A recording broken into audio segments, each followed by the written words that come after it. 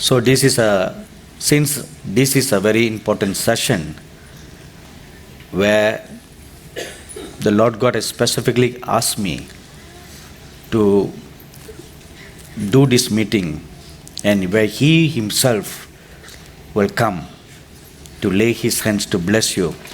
So I have asked all our little children to be in our midst because we don't want to exclude them from what God is going to do in these last days.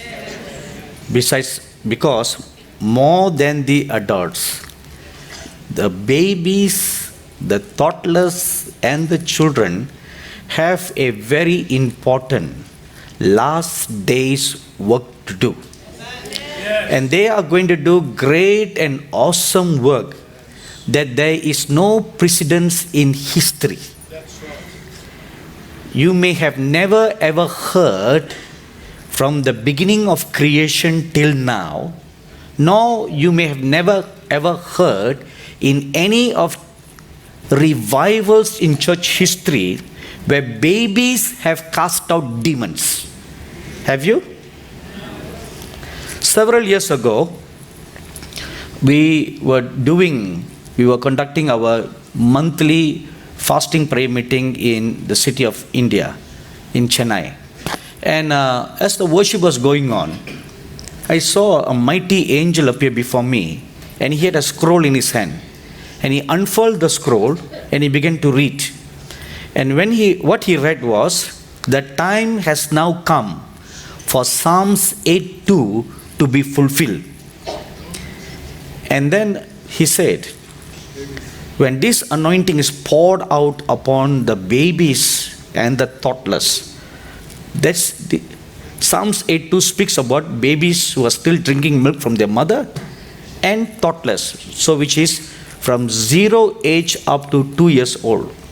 Within that age group, this new anointing will be poured out, and they will begin to praise God in a new manner. They will praise God with a new song. And when they open their mouth to praise, there will be a power in their praise. To our ears, it will sound gibberish or childish. We can never make out what they are saying. But God is hearing perfectly what they are saying. And specifically, they will cast out the demons. So when I spoke this over to the crowd of 2,000 had gathered for our fasting prayer, there was one woman who had 2 children. One, an 8-year-old daughter, and another, a newborn 6-month-old baby. She was from a neighboring city called Bangalore. So she was just one among the crowd. She just heard, everybody heard, and she went back home.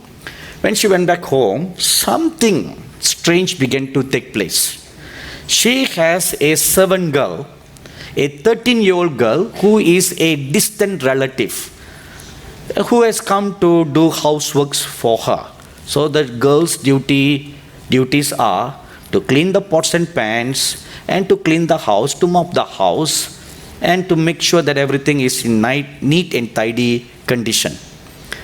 So a few days after this woman came back to her hometown, one day, when she got up in the morning to go to the kitchen to make milk for her baby, she found all the pots and pans turned upside down, and they were thrown all over the kitchen.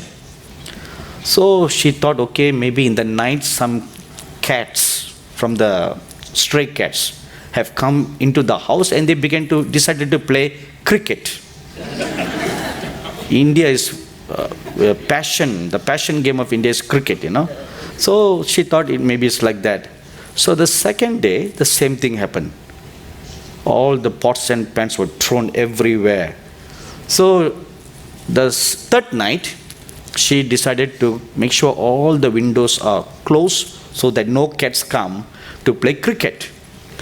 And on the 4th morning, when she got up, she again found all the pots and pans thrown all over. So she wondered, how is it possible when the windows were all tightly shut she thought something supernatural had happened, how these pots could all be thrown. And this went on for several nights. And she was wondering, how is it possible? The doors are tightly shut, the windows are all tightly shut. How in the world cats or dogs could just jump in? Maybe they supernaturally transported. She was trying to figure out how it was all working. And then she found out, to a great horror, that her 13-year-old relative girl was demon possessed. And it was this girl that was playing cricket in the night, throwing all the pots and pans all over the house. And worse still, this girl goes to the kitchen, takes out the kitchen knife and walks up and down in the house. Can you sleep peacefully if you know someone in your house is walking all over your house with a knife, ready to stab anyone? You can't sleep peacefully, right? So this is what happened. So she became terrified, not knowing what to do. But at the same time, she could not chase away this servant girl because it's a relative. How to tell her parents that your daughter is demon possessed? You can't tell that, right? So from that night onwards, she was very, very careful to sleep. And several days passed by. One day, she carried her son. Now this boy is about a year old. She carried her son on her left hand, and she walked down from her bedroom to enter into the kitchen.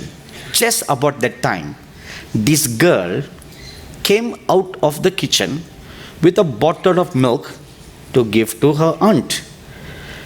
When they met eye to eye, her son just lifted up his hand and looked at the girl, and he just smiled. At that instant, this woman told me her spiritual eyes were open, and she saw a dark, evil spirit come out of the girl and depart out of the house. When she saw that, she was shocked. And then she looked at the son. He just lifted up his hand. He was just smiling and smiling and smiling, and the evil spirit was cast out. Amen. When she saw this, she remembered what I shared a few months ago, that your babies and your toddlers will cast out demons. Now that has come to pass. There is a 3-year-old child in India, the Chennai city, and she is the ghostbuster in her church. I saw a video of that, After the pastor had finished ministering, and when this time comes for deliverance, people begin to manifest in the church, and the pastor calls this little girl. She comes to the front, and he gives the microphone to her, and she holds up the microphone in the mouth, and she just said, in Jesus' name, in Jesus' name. And all the demon-possessed people are rolling on the floor like dominoes, and they are set free.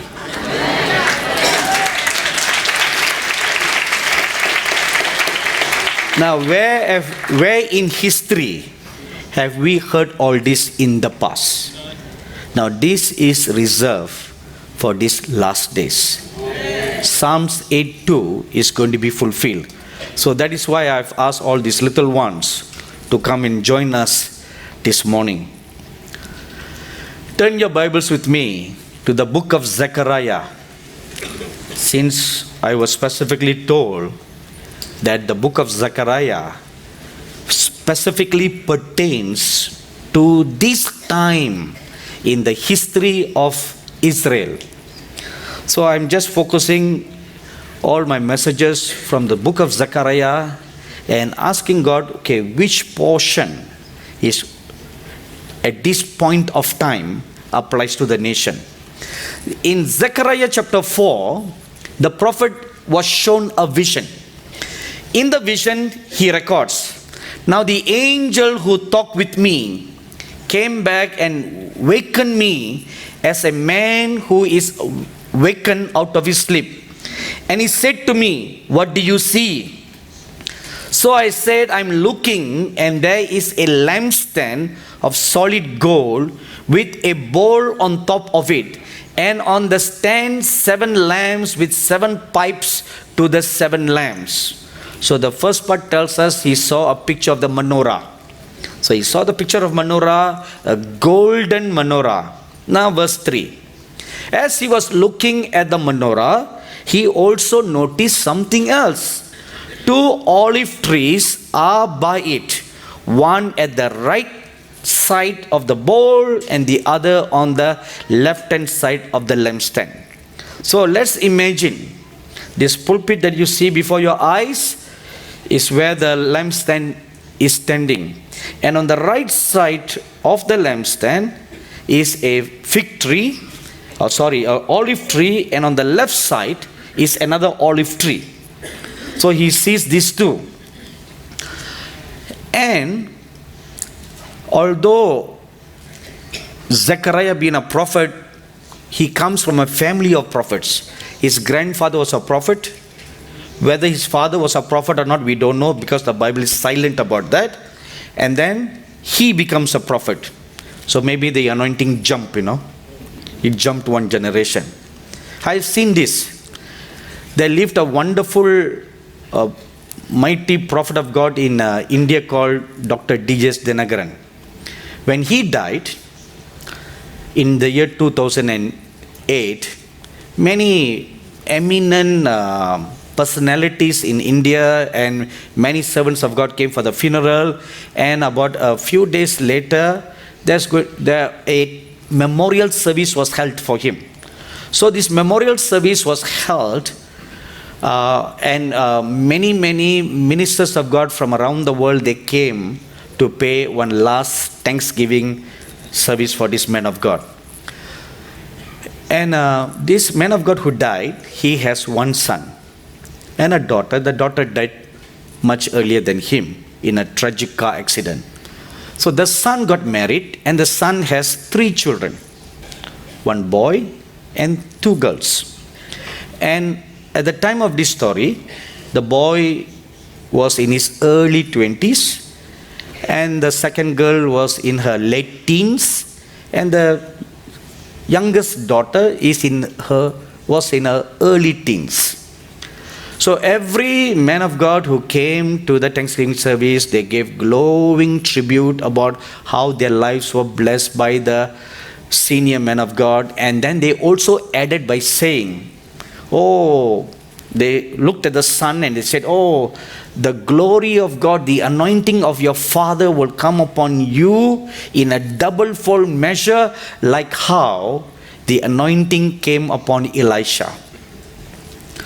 So every one of them paid a glowing tribute, focusing on the son by encouraging him. So I was seated quietly by myself on the stage. But I perceived in my spirit, whatever they said were all not from the Holy Spirit. That I knew. Because I didn't know why, but I knew it was not from the Holy Spirit, but they were just trying to be nice, trying to encourage the son that you will go on. But indeed, the son, Dr. Paul Dinakaran, is also mightily used by God, very powerfully used by God in healings, miracles, signs and wonders. So he stands a class apart in doing a wonderful work for God. But somehow, what they were all saying did not fit on that day. And why? Because 10 days before this man of God died, I was transported in a vision one morning at 2 o'clock to somewhere. I didn't know where I was, but it looked like a big football field. And I stood at the edge of the football field and I was looking at what was going to happen.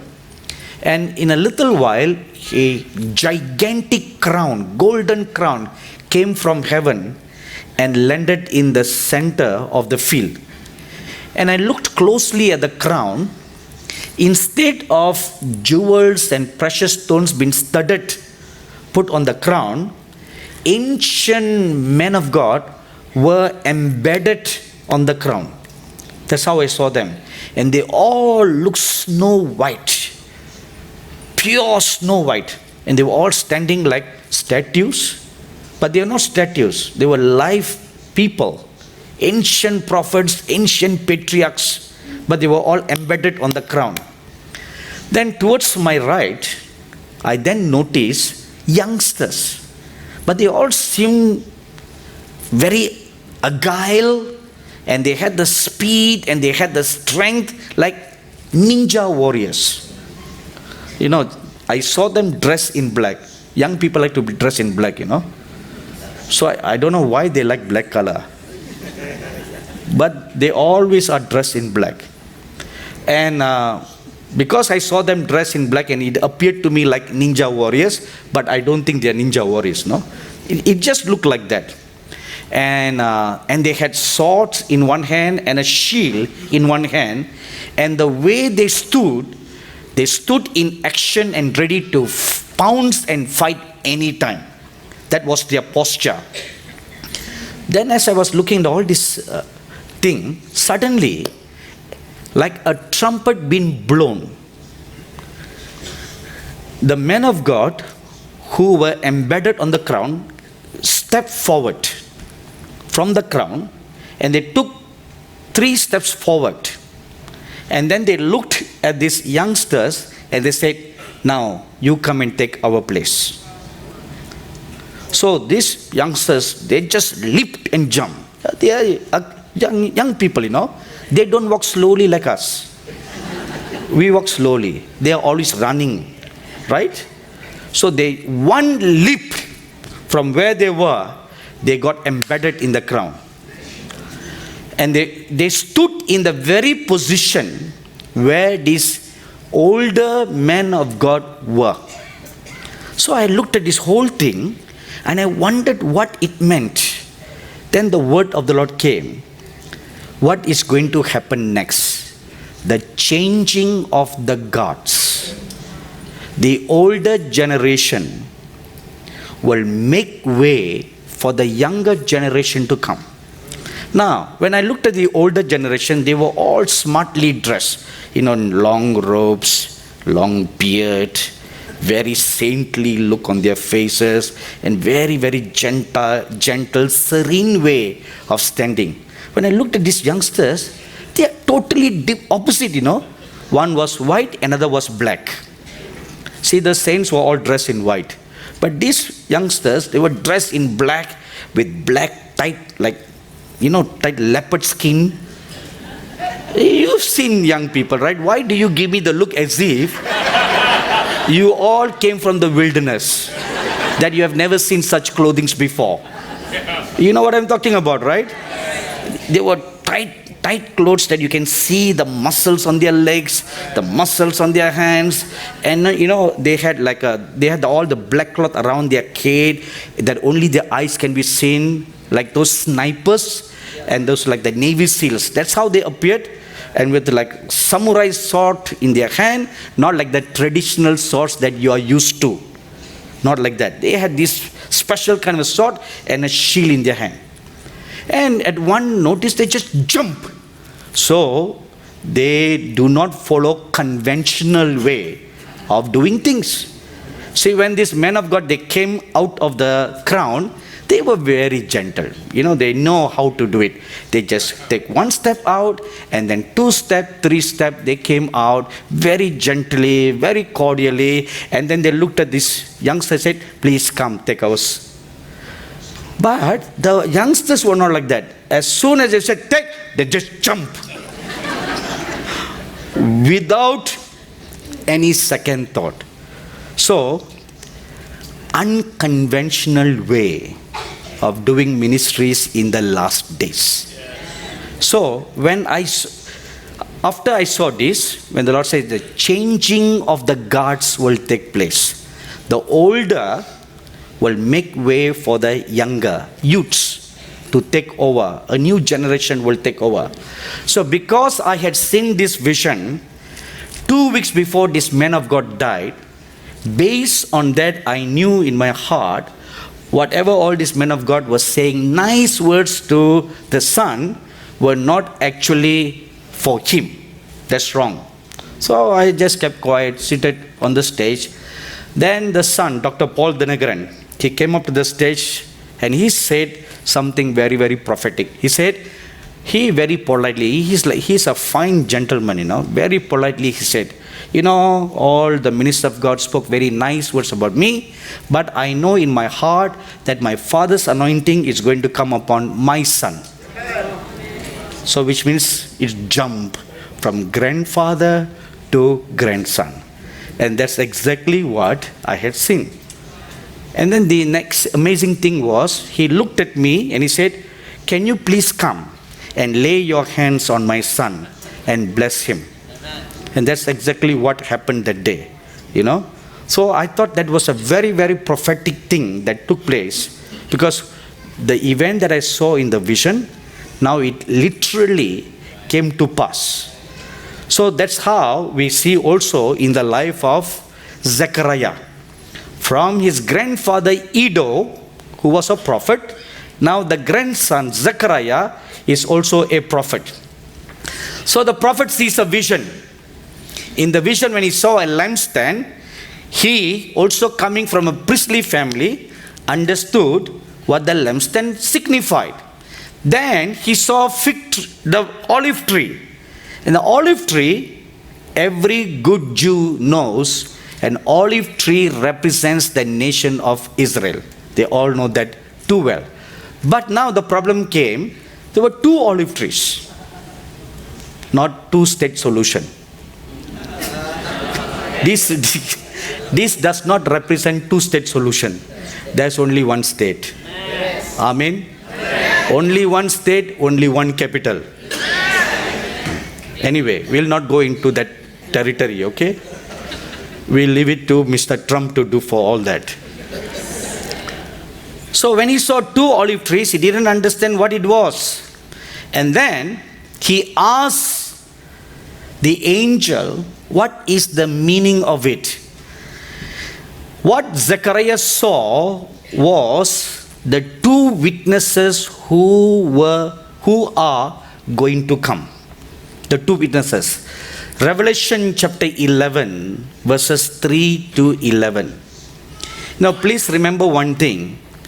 Every book in the minor prophets, though they seem to have been written historically for their time, but most of them have an end time application. Every one of them have an end time application. So here when he saw those two olive trees, he was being shown what is going to happen 2,500 years later. Two witnesses are going to come. And if you continue reading, now we don't want to touch that, but the coming of the Antichrist government is also mentioned in the book of Zechariah, in chapter 5, not in chapter 4. So when he saw these two witnesses, he was shown these two witnesses, he didn't quite understand what these two olive trees were. So he asked the angel what those two olive trees were, and the angel told him in Zechariah chapter 4 verse 14 that the two olive trees are the two anointed ones who stand before the God of all the earth. So that was all the clue that was given to him. And he didn't know further what it was all about. So the book was written and Zechariah was put to sleep 500 years later. Now comes the Lord Jesus Christ. An event happens on the Mount of Transfiguration. In Luke chapter 9, verses 30 and 31. As the Lord Jesus Christ was praying on the Mount of Transfiguration, he was transfigured and two saints appeared before the Lord Jesus. And Peter received a discernment in his spirit, and he recognized one of them to be Elijah and the other to be Moses. Now if you look at you look at this scenery, The Lord Jesus Christ is standing in the center.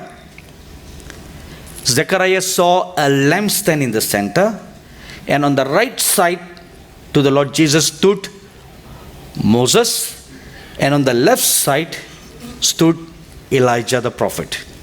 So on the right side there was an olive tree that Zechariah saw, and on the left side there was another olive tree that Zechariah saw.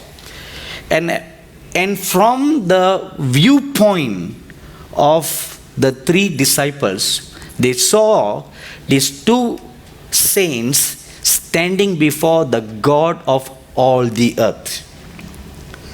So, what Zechariah saw was what happened on the Mount of Transfiguration, and also what is going to come to pass in the last days. Now, the Bible tells us in Malachi chapter 4 that in verse 5 and 6, "Behold, I will send you Elijah the prophet before the coming of the great and dreadful day of the Lord. And he will turn the hearts of the fathers to the children, and the hearts of the children to their fathers, lest I come and strike the earth with a curse."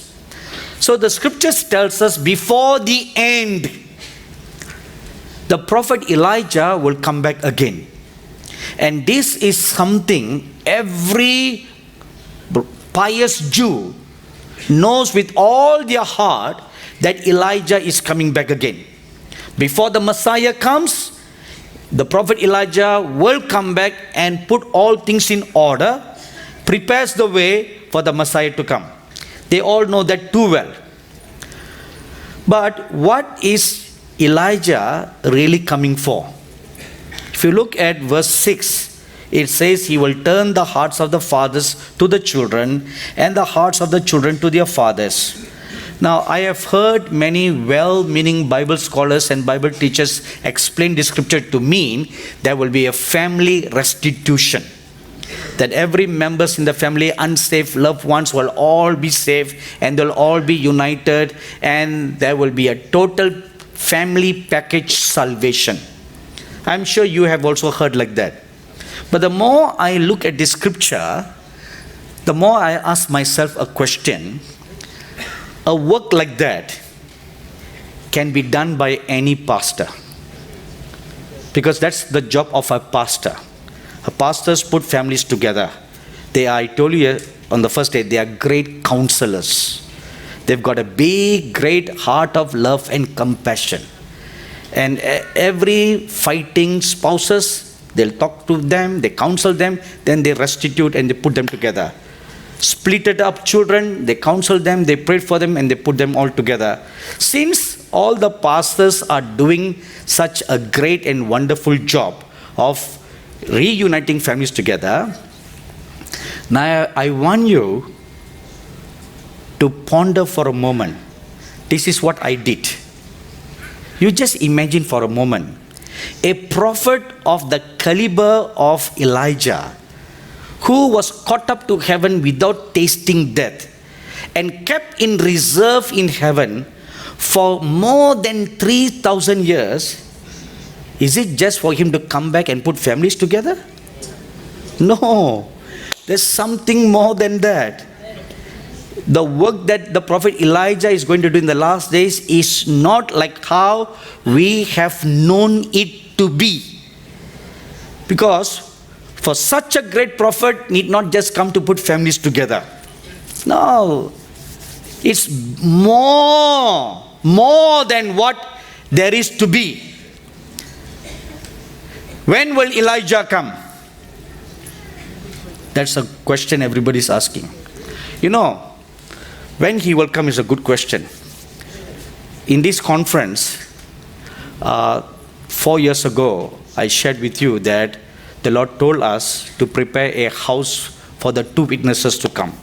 So many wonderful Christians contributed and donated towards the purchase of the house, and we, in a few months later, we purchased the house, and then a year later, we dedicated the house on March the 14th, 2015. Ever since that event, I have received tons of mails from Africa, from the US, from England, from India, everybody claiming to be Elijah.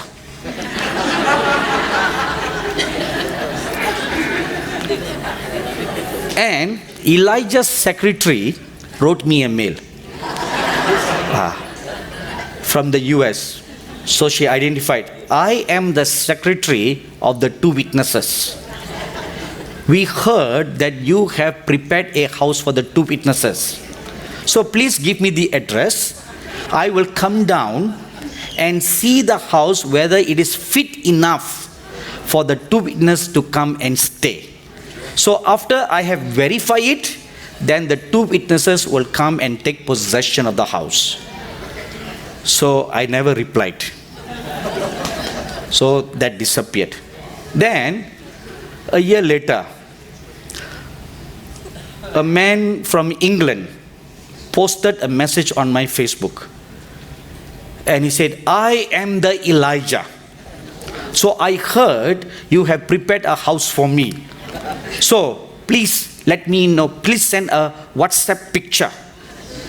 And I will see whether the house is to my liking, or whether any remodeling needs to be done, any modification needs to be done, and then I will move in there. If you don't believe that I am the Elijah to come, ask my girlfriend.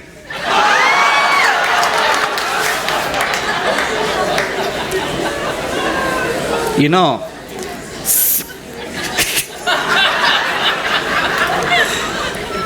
wait, hold your laughter until you hear what I say next. Okay, saying ask my girlfriend is not too bad.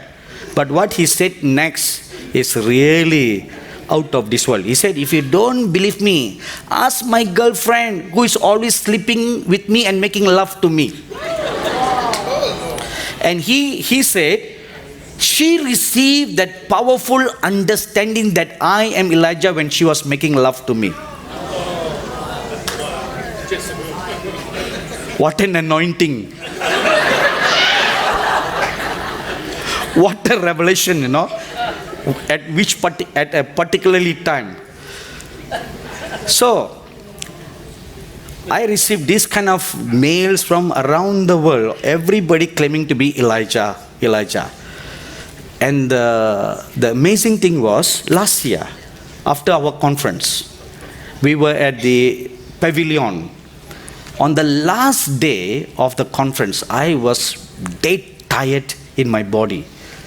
And I was dead tired, and I was very, very hungry. So I came out of the auditorium just to enter into the eating area when my head usher came and told me, there is a man, young man from America. He's just dying to see you. Just for 2 minutes, this all the time he's asking you. So I thought to myself, all right, this man has come all the way from the US. Let me just give him 2 minutes of my time, since the stomach can wait for 2 minutes, you know. So when I came out, I saw this young man, 24-year-old young man who came. He told me, from the airport, I'm coming directly to this place just to see you. So I asked him, what can I do for you, young man? He said, I am the Elijah to come. So I have come. Now, you anoint me and you introduce me to the whole world. And then I'm going to begin my ministry. So I looked at him, you know, I was already very tired and hungry, you know. I was too tired to get angry and too hungry to scold him. So I just told him, my dear son, you are not the Elijah. So he said, how can you say that? I said, I know, because if you are Elijah, you need not introduce yourself to me.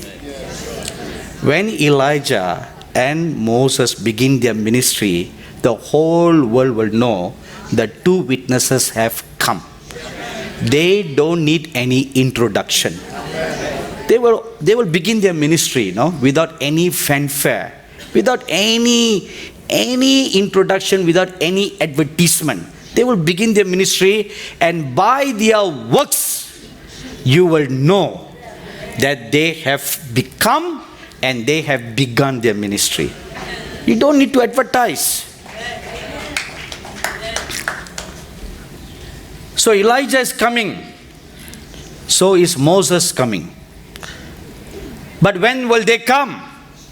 Malachi chapter 4 verse 1 says, "For behold, the day is coming, burning like an oven, and all the proud, yes, all who do wickedly will be stubble. And the day which is coming shall burn them up, says the Lord of hosts, that will leave them neither root nor branch." Now look at the first phrase, the first sentence. "For behold, the day is coming, burning like an oven." So that day that burns like an oven did not take place during Malachi's time. It is for these last days when everything will be heated up for the judgments of God to make manifest in this world. During that time is when these two witnesses will come. And your spirits can bear witness that the situation in the world today is ripe for that. Amen? It's very ripe for that. So this is the time when the two witnesses will come. 2 years ago, the word of the Lord came unto me that very soon, Malachi chapter 4 verse 5 and 6 are going to be fulfilled. Very soon. Get ready, announce. So I began announcing, very soon this is now going to happen. The two witnesses are going to come. And then last year, the Lord told me, now it is at the edge of the door. So you now prepare the way for the two witnesses to come. Not only the two witnesses will come, but there will also arise two prophetic companies all over the world who will have anointings like Moses and like Elijah, and they will do ministries similar to the ministries of Elijah and Moses all over the world, while the two witnesses will specifically do their ministry in the nation of Israel. See, there are Jews all over the world, so they also need to be included, brought into this nation for the scriptures to be fulfilled. Two companies, the Moses and Elijah company. In the year 2014, I was invited to speak at our Pastor Joseph Sweet's annual prophetic conference in Lancaster. So 2 days before the conference, as I was fasting and praying, I had a visitation from a mighty angel. And the angel appeared and he said, prepare yourselves, because Moses and Elijah will come to visit you, and they will give you a very important word that you should share at this conference. And you must prepare the two companies that will rise up in the last days. So this book, The Last Days Moses and Elijah Company, is a result of the messages that were preached at the conference in Lancaster. So what is the two companies? They will be very, very similar to the anointings that rested upon Moses and Elijah. Now, before the prophet Elijah and the prophet Moses physically come, how they are going to physically come, I don't know. The Bible says very clearly they will come. How it is possible for someone who has been dead or translated for thousands of years, theologians can come up with all kinds of theological debates. This, that. But remember one thing, God is not bounded by time and space like how we are bounded by time and space. Number two, the concept of death that we have in our mind is not how God sees death. I'll give you a clue, okay? The Bible says, when the prophet Moses died, it was God who put him to death. He didn't die because he was full of life. So the Lord told him, die. So he was put to sleep. And the scripture says, and the Lord buried him. Actually, the original Hebrew would says, and God hit him. Hit him. And kept him there. Why hit him and bury him there? Why? For what purpose? He could have been just buried like how Aaron was buried, like how Miriam was buried. Why do this special embalming? Why? Why do that for? When the Lord Jesus Christ walked this earth, he came to Jairus' daughter and he said, little daughter, arise. But the Bible says from every natural point of view, she had died. But the Lord Jesus looked at it as not death but sleeping. So when someone is asleep, they can be awakened, right? Right? They can be awakened. See, our concept of mortality, immortality is all different from heaven's perspective. Yesterday I told you about the Maharishi of Kailash. You know, the Lord told me to write that book several years ago. And I asked the Lord, why write the book when a small booklet of that has been in circulation for the last 30, 40 years? And the Lord told me this, because in the end times, there are many hundreds of people like him hidden all over the world, and they will come out of their hiding to work together with the last days prophetic company. Like, look at the Maharishi, 400 years old. How is it possible for someone to live for 400 years old? No amounts of cosmetic surgery or Botox can do all that. They cannot do all that. You know, whatever you do, they all have a lifespan. It has a lifespan. No matter what kind of stuffs you put into your body, silicone gel, just that's ordinary glues, stick here, stick there, whatever you do, they all have a lifespan. Lifespan. Expiry date. Yes, thank you, Bishop. But if you read the book on the Maharishi, he says when he was 105 years old, he was praying for death. He could feel in his body that strength was departing. And as he was praying, the Lord Jesus appeared to him and said, I give you eternal life. From this day onwards, you will remain alive till I come again. Amen. At the end. So the Lord put his hand, took away his stony heart, and put in him a new heart of flesh. Though he is in the physical body, but inside him, he has been transformed. He has been transformed and changed. He is alive. And not only him, now concerning John, it is written that he will be alive till the Lord comes back again. Right? The Lord Jesus himself said that. So by that reckoning, John is 2000 years old, isn't it? Right? He's 2000 years old. Now, these are just small samples of the many, many people around. When you begin your ministry, and when you have a visitation from such aged people, don't say, be gone, Satan.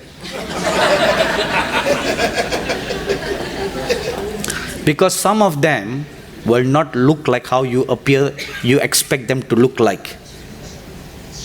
So our first immediate reaction will be to say, this is either a satanic manifestation or an angel of light that has appeared, or with great fright, we will just run away. The book was written to create an awareness in you so that you will be aware of the spiritual realm that is waiting to work together with us in the last days.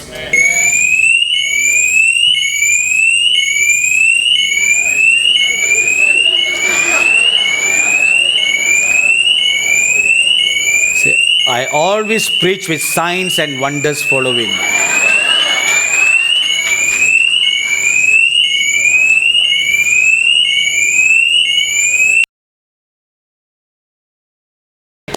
See, that's the sign. Or we have some supernatural visitors in our midst and the alarm just went off. So,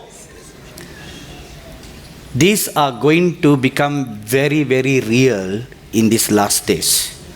Hebrews chapter 11 verse 40 says that the patriarchs, the prophets, and the saints of the old, they are not made perfect without us. So, they are waiting to work together with you in the last days so that their ministries are completed. I'll ask you one question.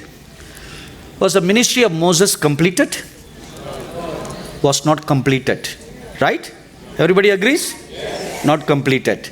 Was the ministry of Elijah completed? No. If it was completed, Elisha would not have been risen up. So his ministry was not completed. Was the ministry of Samson completed? No. If not, he would not be arrested. So you look at the Hall of Fame, most of the names that are mentioned there, their ministries are not completed. So that's why Hebrews 11:40 says, they are waiting for us to rise up and work together with us so that their ministries are all completed. So you are the last person in the relay race that will finish the race started by them, and the whole team will get the prize. Right? You know, the final runner must run with all his might. Have you heard of Usain Bolt? Yes. Okay. The fastest man on planet Earth. Just a few days ago, I saw one of the videos of him running in a relay race. So the first three runners passed the baton very late to him. So he was the last person. When he got the baton, he ran with all his might and he overtook 6 people. From last, he overtook 6 people and reached second position. So the final runner, when he crosses the finishing line, with all his might, with all his strength, so rightfully he should get the prize. But all the other 3 runners, they all get the prize because it's a team effort. In the same manner, you are the last runner, but you are not running on your own. You are continuing the ministry of someone of whose anointing God is giving to you. So you take the baton and you will run the race. And at the end, when the Lord Jesus comes, everybody gets the prize. Everybody gets a crown. It's a shared prize. So before the prophet Elijah comes, his spirit and power will be poured out upon the last days prophetic remnant. Now you are the last days prophetic remnant, and this is what God is going to do today. He's going to pour out and anoint you with the spirit and power of Elijah. There is a precedence to this event in biblical history. Number 1, there are 2 biblical proofs for that. Elisha When Elisha was called by God to continue the ministry of Elijah, the Bible says Elijah found Elisha, and 1 Kings chapter 19 verse 21 says Elijah anointed Elisha, and Elisha then began to follow Elijah faithfully. The Bible says in 2 Kings chapter 3 verse 11, for 7 long years. So when Elijah took the mantle and placed upon Elisha, he got the call. He was anointed, but he did not immediately start out as a prophet. See, this is something most well-meaning Christians make a big mistake in this area. Just because hands are laid upon you or some impartations have been given out to you, we begin to think mistakenly. No one does it knowingly. Mistakenly that we have been transformed to become a somebody.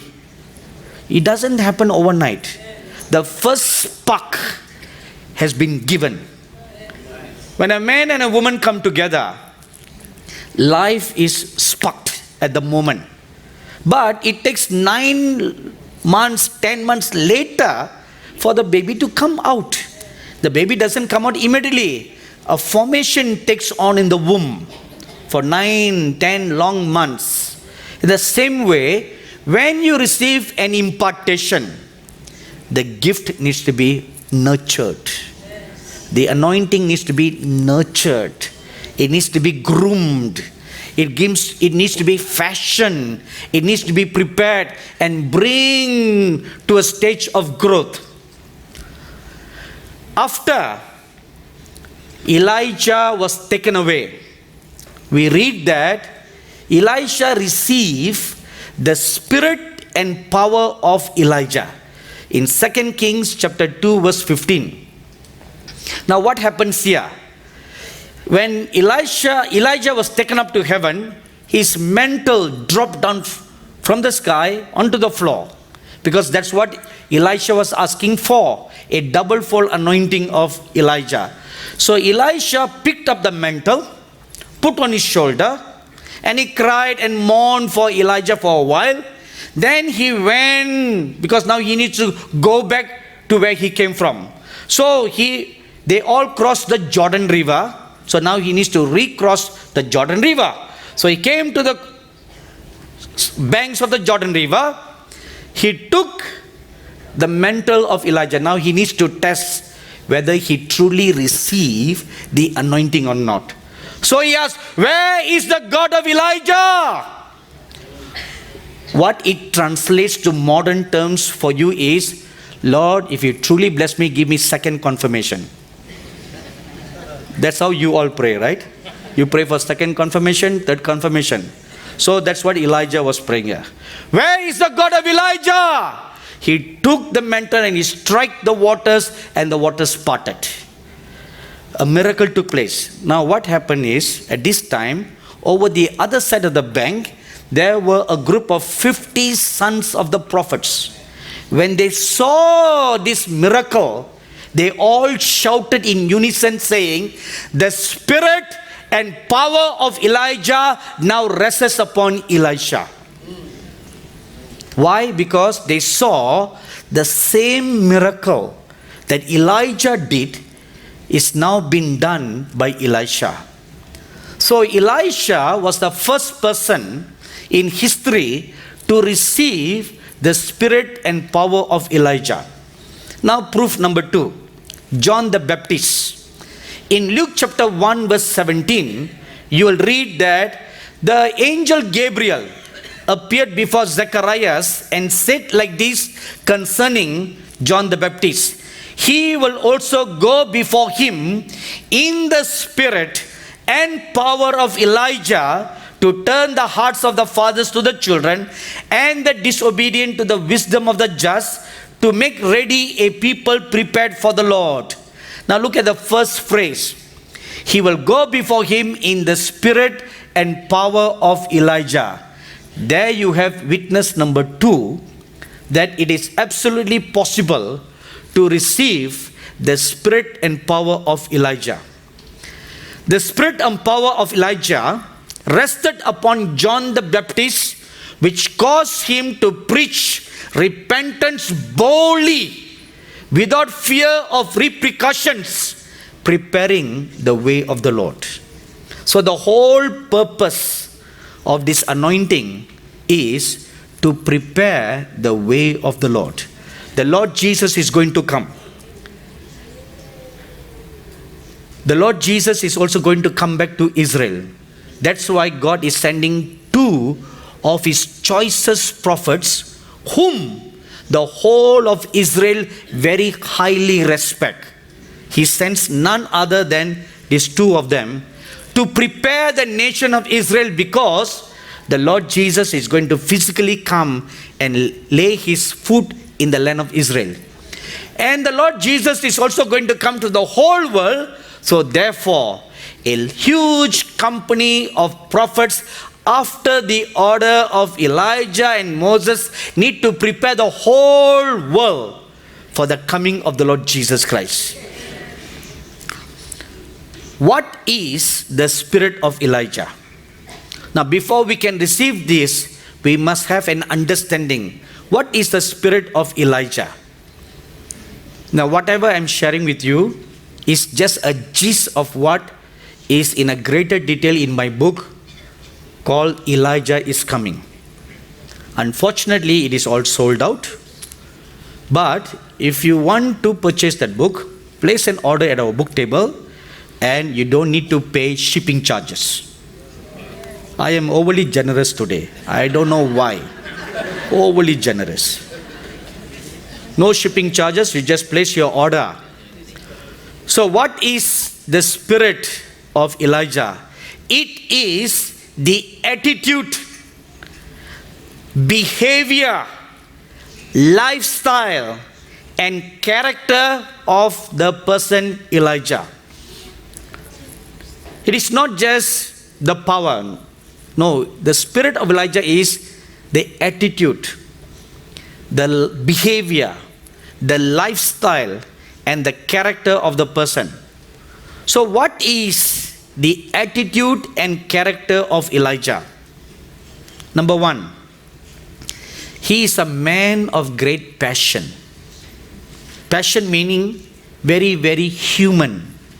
Although he was a prophet of fire, the Bible tells us in James chapter 5, verses 17 to 18, he was a man of like passions like us, which means he has the same flaws like you. He has the same weaknesses like us. He has the same fears, same shortcomings just like us. Many times when we read the Bible, we look at the great exploits that the prophetic or the biblical men and women did, and we hold them in great awe and in great admiration.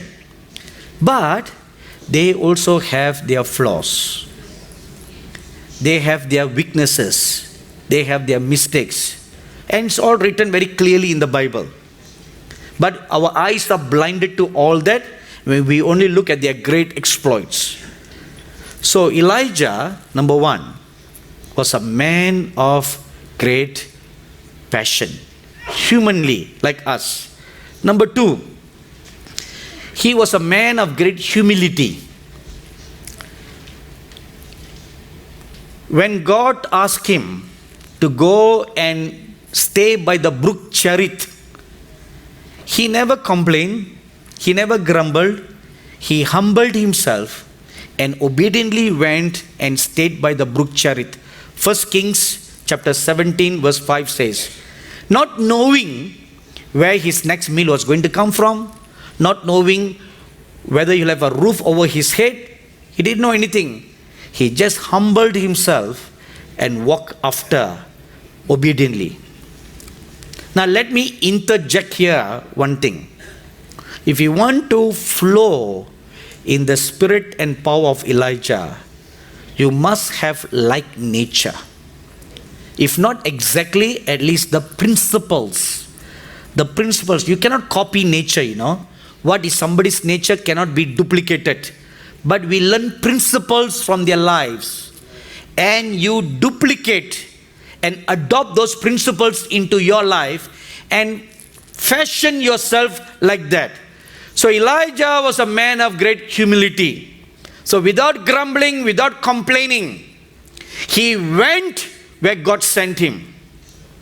Next you read in 1 Kings chapter 17 verse 10. Then the Lord said, go and stay in a widow's house, not to any rich man's house, although we always like that. He said, go and stay in a poor widow's house who was on the verge of dying herself. She was going to commit suicide, And the Lord said, go and stay there. And again, he did not grumble, did not complain, humbled himself and went and stayed in the widow's house. What was worse here? The widow is a heathen. And Elijah is a very religious Jew. And the Jews don't mix with the Gentiles. So that was problem number 2. The problem number 1 came was, now this was a great test for Elijah. When he was by the brook Cherith, God told him, don't worry Elijah, I will take care of all your food. All your food and all your water will be provided for you. Every day I have commanded the ravens to bring you food in the morning and the evening. So as soon as he heard raven, he was shocked. Because ravens are unclean animals. And he is a religious Jew. How can he eat from the hand of a heathen bird, unclean bird? So, when I was writing the book, Elijah is Coming, I saw this scene in a vision. And it was a very humorous incident,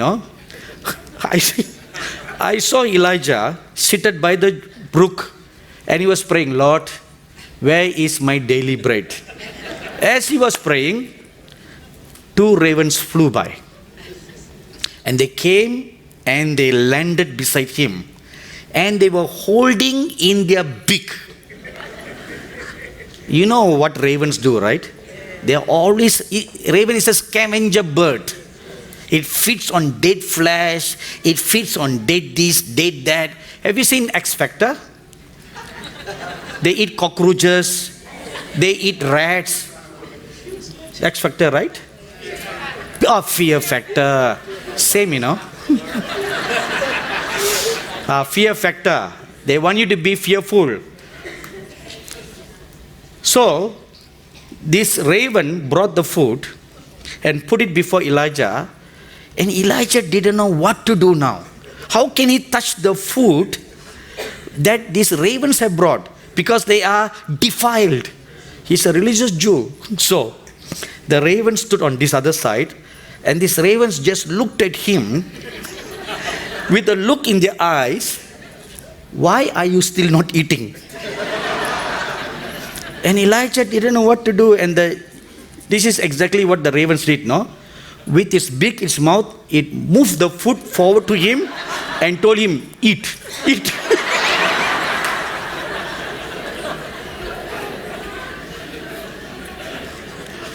Again, you look at the humility of this great prophet. He had to swallow his pride, swallow his religious training. See, this is what you must learn in these last days. Yes. Throw away all your religious training. Yes. Throw away all your religious training and break the box of your theology. Amen. Break that box.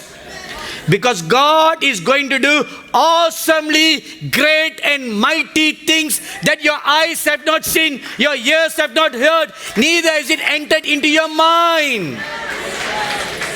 Your eyes have not seen, your ears have not heard, neither have you ever imagined what God is going to do.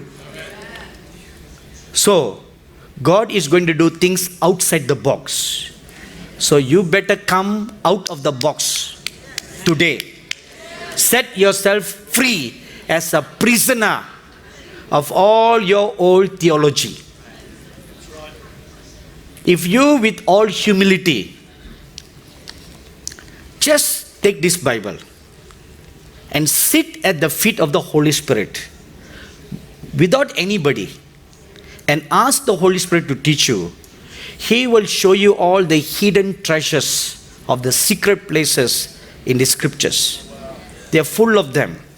And they will defy your understanding against what you have been popularly taught. They are not what they really are. Because the Lord Jesus said, my words, they are spirit and they are life. That was the problem the Pharisees had with the Lord Jesus. Because they were by the letter. This is how it says, this is how you shall interpret the school of hermeneutics. You must interpret only in this way, not anything new. My dearly beloved brothers and sisters, sons and daughters, you people of the last days prophetic generation, throw away all those things out of this door and open your heart to what the Holy Spirit will teach you in these last days. So he was a man of great humility, and we also read concerning John the Baptist, who had the spirit and power of Elijah, that he too was a man of great humility. In Matthew chapter 3 verse 11 and John chapter 3 verses 25 to 30, he talks about his humility. Number 3, the third aspect about the spirit of Elijah is he had an attitude of non-compromising. He is a no-nonsense, non-compromising person. When he looked at the people of Israel, he thundered saying, how long will you falter between two opinions? If the Lord is God, follow him. But if Baal is God, follow him. 1 Kings chapter 18 verse 21. He was no nonsense prophet. If God is God, follow. If Baal is God, follow him. Don't be a lukewarm Christian. That's right. Either be hot or be cold. Don't sit on the fence. Don't be of double-mindedness. This should be your message. Amen. You should have your attitude like this. Yes. You should run your church like that. Yes. If you want the spirit of Elijah, you should have the same attitude of holiness. You are not going to compromise. You are not going to allow filthy, homosexual, lifestyle-loving people into your church. That's right. You can allow the people into your church, not tolerate or allow that sinful lifestyle to continue. That's right. Number 4, he had an attitude of unselfishness. When Elisha asked him for a double portion anointing, he did not scold him or chide him in any way. He was just very proud like a father over his son, saying, all right, this is how you shall do. It's not mine to give. But if the Lord wills, you will get it. And he told him what to do. And he said, keep your eyes on me. And if you see me being caught up, you will get it. Amen. See, unselfish attitude. The fathers of this generation, the older ministers of God, you need this attitude. Because God is going to pour a new anointing upon the children in your church, upon the youths in your church, and they will do greater works than what you have done.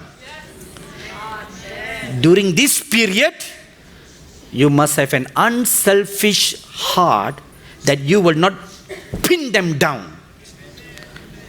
We will be tempted to do that because you don't want to let them rise up, because you will lose control.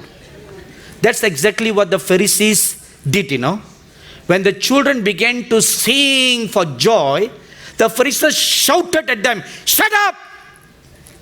And the babies didn't understand what they were saying. So the Pharisees told the Lord Jesus to keep them quiet. And the Lord didn't do that either. See, when this new anointing is poured out, traditional religious leaders who are blind to what God is doing will shut it down. They will shut it down. And during a recent 40 days fast that the Lord called our corporate ministry to do, on the 37th day, I had a visitation. I saw a saint standing in our television studio. All my life, I've only seen men saints. I've never seen a woman saint. That does not mean they aren't. They are, but I've never seen them.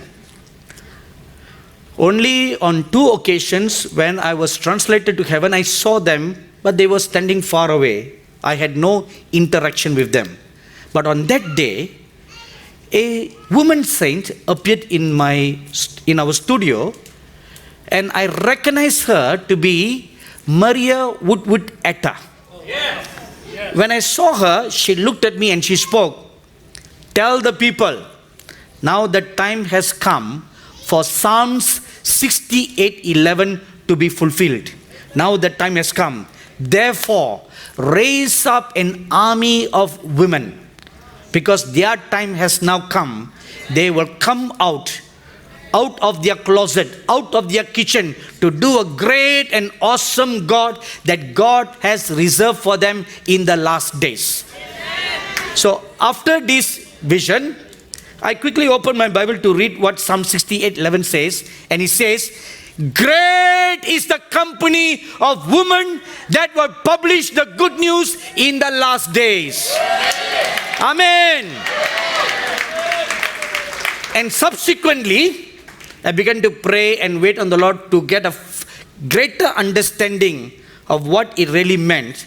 And I had a visitation from Maria Woodward Etta, Amy Semple McPherson, and Catherine Kuhlman. These 3 saints appeared before me, and they said, this is what God is going to do. Psalm 68:11 is going to be fulfilled in these last days, and God is going to pour out 3 anointings upon the woman. The anointing of Miriam, a prophetic worshipper. A new worship will be poured upon the woman, and it will be of a prophetic kind. And the anointing of Deborah, a prophetic warrior. The women are going to rise up as a mighty warrior, and it will be of a prophetic kind. And the third anointing, the anointing of Anna, the intercessor, a prophetic anointing. So these 3 anointings will be poured out, and the woman group will be divided into 3 companies. One will receive the Miriam anointing, another group will receive the Deborah anointing, another group receive the Anna anointing. Besides this individual anointing, they also get a plus. See, when you pay hotel bill, they show you $130 plus, right? So, God also does the same thing, plus. What is a plus? The healings and miracle anointings of Maria Woodward Etta, Catherine Kuhlman, Amy Semple McPherson.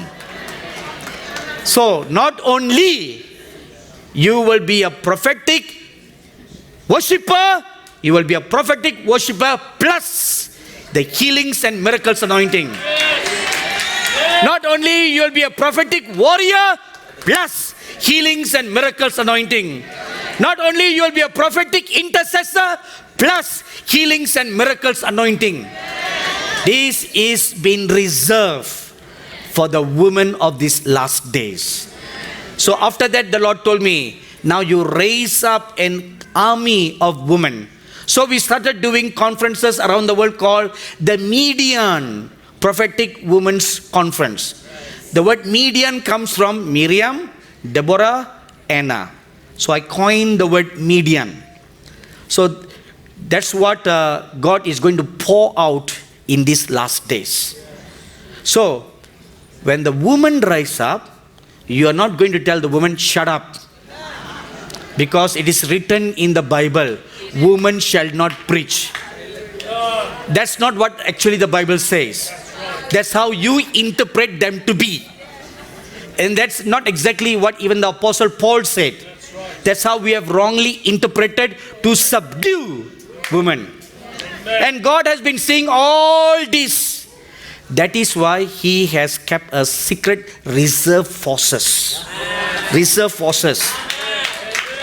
The reserve force will come out in the last days. A great company of women.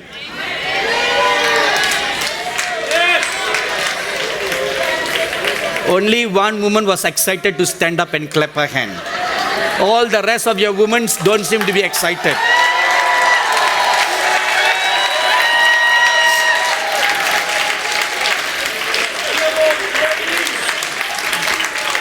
You know, I must tell you one very humorous incident. After this revelation was given to me, the Lord gave me a specific dates when the first women's conference should be conducted. So it was in August of the year 2016. So we did it in India. And when I went up to the stage on the first session, on the first day, I saw a 12-year-old girl in the meeting. So I looked at her and asked her, why are you here? This is for women. She looked at me and she said, I am a woman.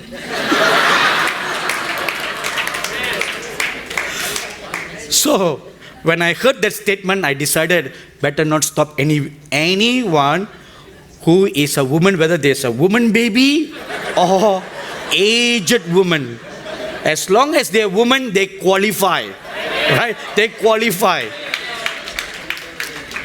You know, God has reserved armies that He has kept in His pocket for secretly. No one knew. Not even the men knew. Not even the devil knew. In His secret vault, He kept them in reserve.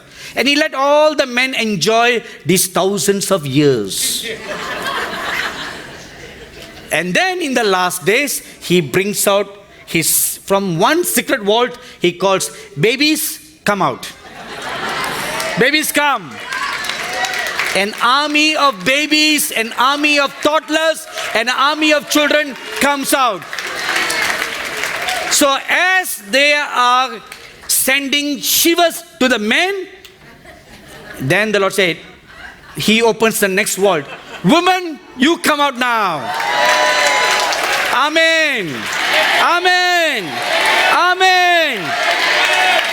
All those who have been suppressed in society, all those who have been put down under as the weaker sex, God is pouring His great powers of the age to come anointing upon them. Amen.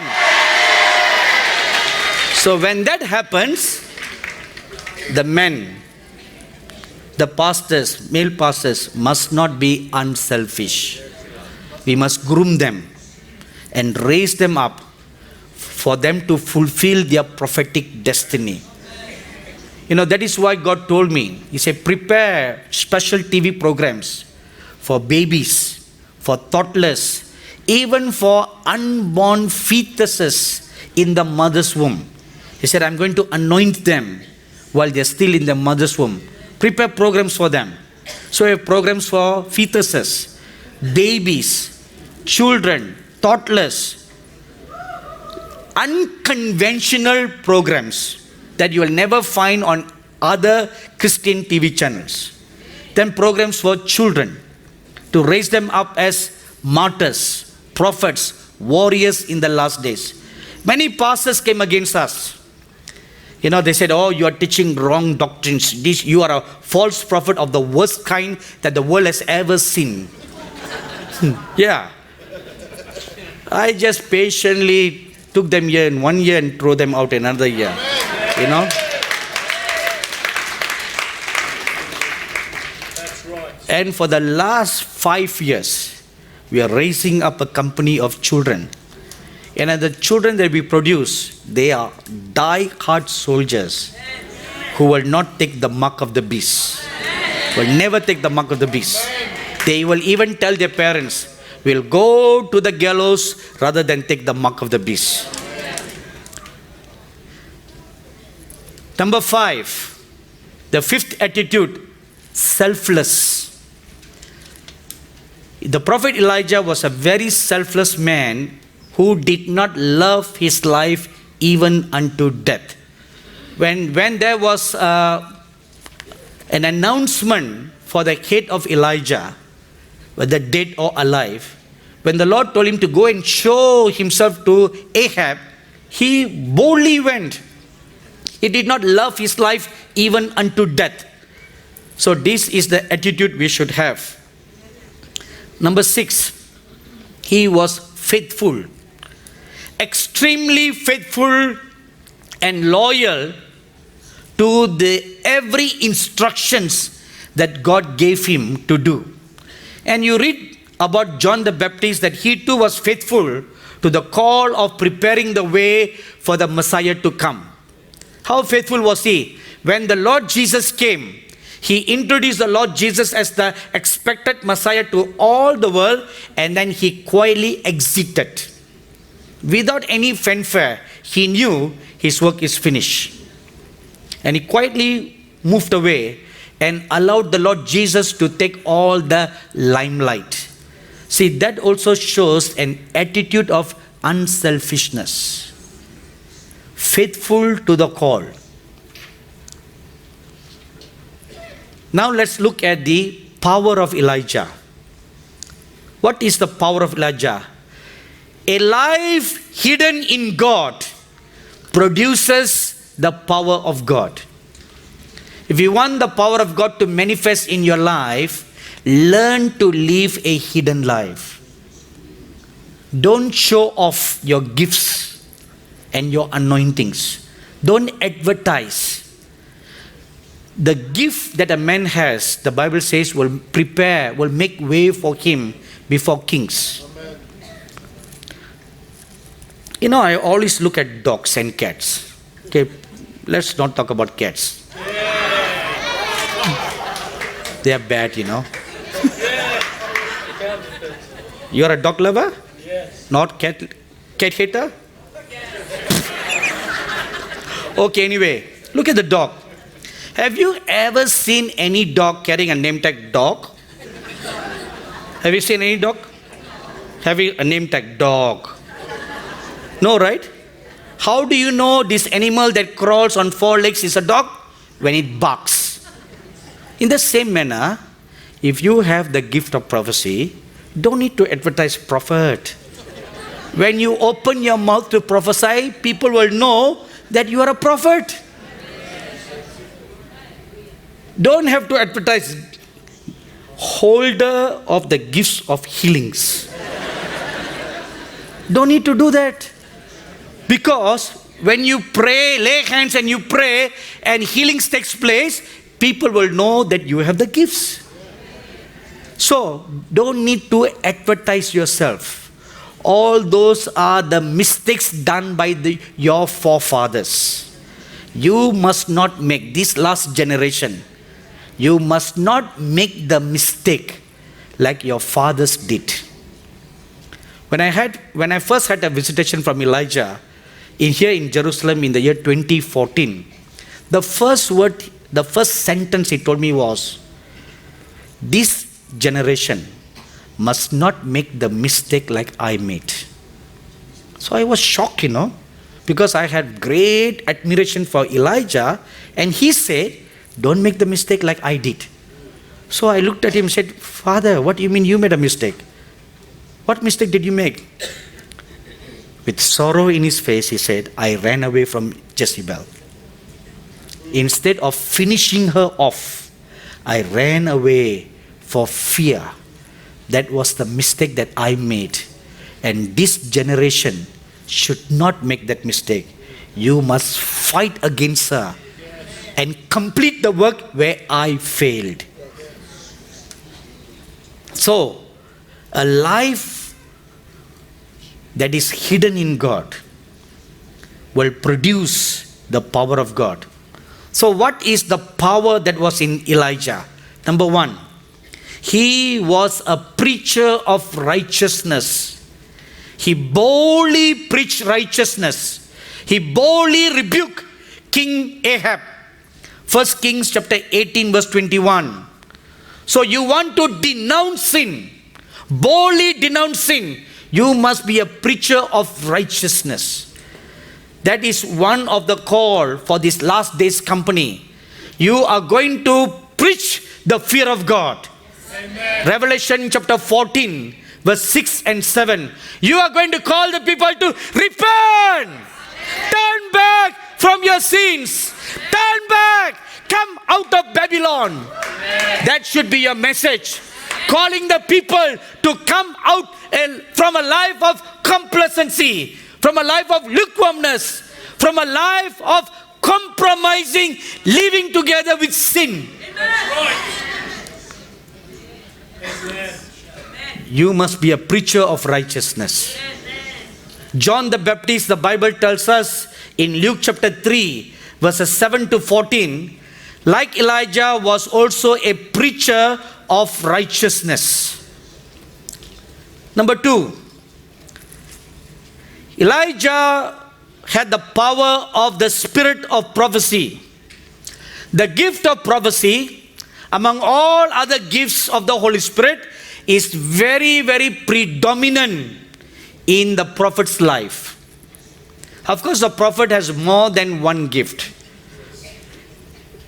The ordinary gift of prophecy edifies, exhorts, and comforts. It does not carry any revelation. But in a prophet's life, together with the gift of prophecy, he has the gift of the word of wisdom and a word of knowledge, together with the discernings of spirits. 4 gifts must manifest in the life of a prophet for him to qualify to be called a prophet. Just because you see a vision does not mean you are a prophet. To stand in the office of a prophet is much more higher than merely seeing a vision. So, he had the gift of prophecy, and we read in the Bible the many, many things that he has prophesied. And we also read Elisha, who had the spirit and power of Elijah. He also, like his predecessor, prophesied many things. Number 3, demonstration of power. So the prophet Elijah, as you all know too well, worked many miracles. And the greatest of all the miracles that he did, that he is so famous for, is praying for fire to come down from heaven that consume a sacrifice. But besides that, he has performed or worked 6 other miracles. Now Elisha, who received a double portion of Elijah's anointing, the Bible says, worked 2 times more miracles than what Elijah did. So this is the spirit and the power of Elijah. So the spirit is an attitude, character. You must not only have the gifts, but you must also have a character to go along with the gifts. If you don't have a character, the gifts will kill you. It will bring you to hell. Please listen carefully.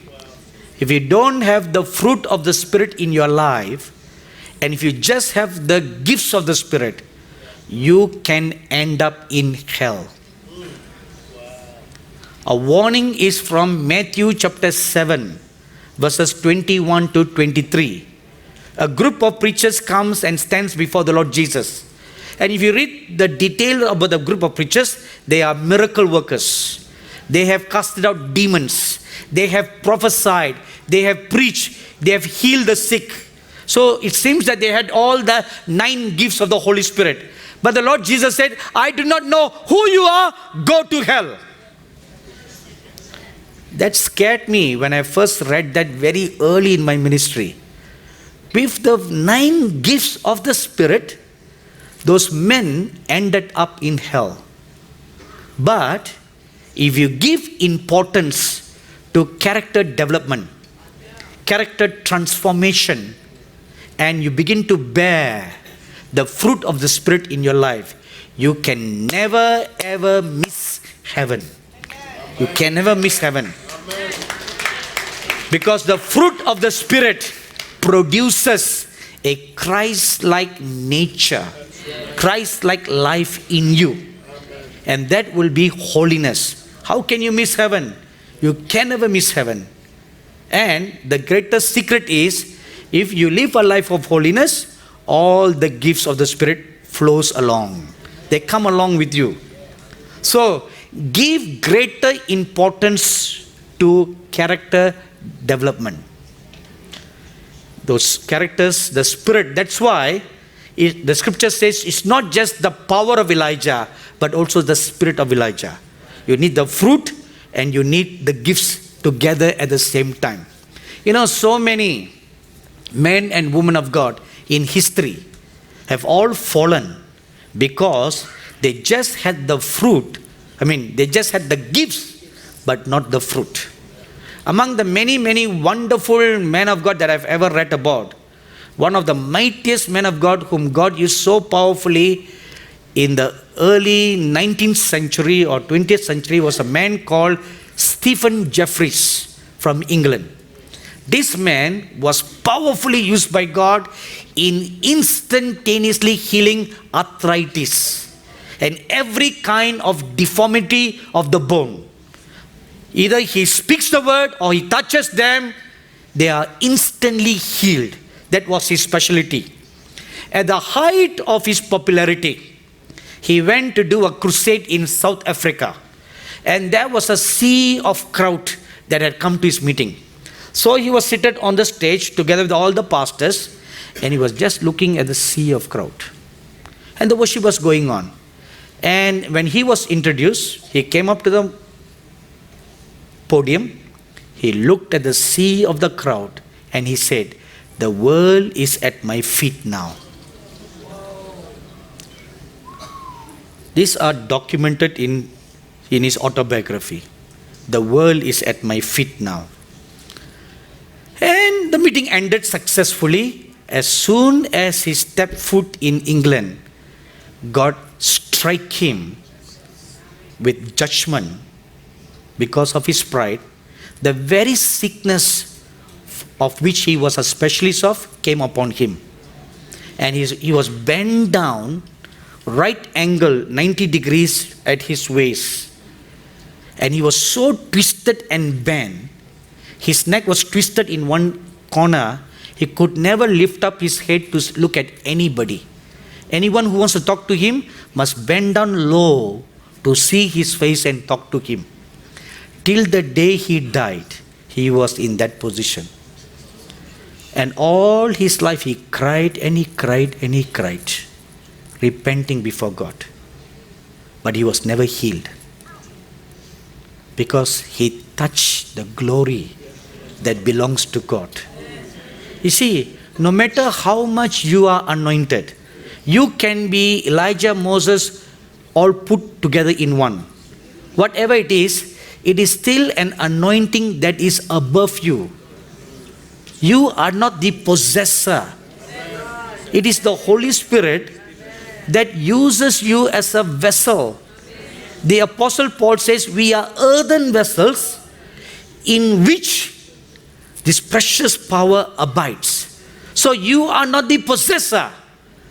You are just a medium, a channel through which the anointing of God passes through for the benefit of the people.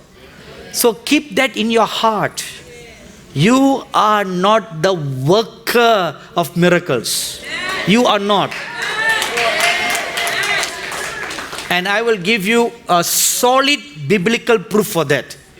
In 1 Kings chapter 18, we all said Elijah called on fire. You know, for umpteen years I was thinking like that until I wrote the book. And then when I look at the scriptures very carefully, it says Elijah prayed. He did not command fire to come down. He just lifted up his hands, he knelt down and he prayed saying, God, I have done all things according to what you said. Before he could say Amen, fire came down from heaven. And we all think that he called on fire. No, he did not call on fire. He prayed. He prayed and God worked a miracle. Amen. So remember, you are not the worker. You are just a servant. You are just a servant. Or even worse than a servant, slave. You are just a slave. And God, out of his great graciousness, wants to use you as a conduit, as a medium to transport his power to touch humanity. So keep that in your heart. You are just a vessel. How to receive the spirit and power of Elijah? There are 6 steps or 6 principles we must bear in mind. What God is going to do today in a little while is you are going to receive an impartation, like how Elijah anointed Elisha. But that's not the end. Now you need to nurture it. Nurture it to bring to fruition. And to nurture, you need 6 principles to nurture it. Number 1. After Elijah anointed Elisha, the scripture says that Elisha wholeheartedly followed Elijah. So, principle number 1, you must follow the Lord your God wholeheartedly. With all your heart, with all your soul, with all your mind, you must follow the Lord your God. Number 2, 1 Kings chapter 19, verses 14 to 21 says that Elisha was a very kind-hearted man. So, kind-hearted also means merciful. So, you must have the heart of kindness. You must have a heart of mercy. You must have a heart of compassion to minister love and power to the people of God. Number 3, 2 Kings chapter 3 verse 11 says, Elisha was an obedient and submissive servant. So you want to have this 3rd principle in your life. You want to be obedient to all that God tells you, no matter how difficult it may be or how illogical it may be. If God says sit, you sit. Stand, you stand. Die, you die. Move, you move. No ifs, no buts. Obedience and submissiveness. Number 4, Elisha passionately loved and adored Elijah like a father. 2 Kings chapter 2, verses 1 to 6. Likewise, you must passionately love the Lord your God with all your heart, with all your soul, with all your mind. Love for God is supreme. Psalm 63, verses 1 to 2 says, passionately love and long after the Lord your God. Number 5, be steadfast. Steadfastness. 2 Kings chapter 2, verses 3 and 5. When the sons of the prophets told Elisha, why are you still following after your master? Don't you know that he's going to be taken away? He looked at them and he said, shut your mouth out. Shut up. You want to stay focused, steadfast on what God has called you to do. Irrespective of whether you see the result or you don't see the result.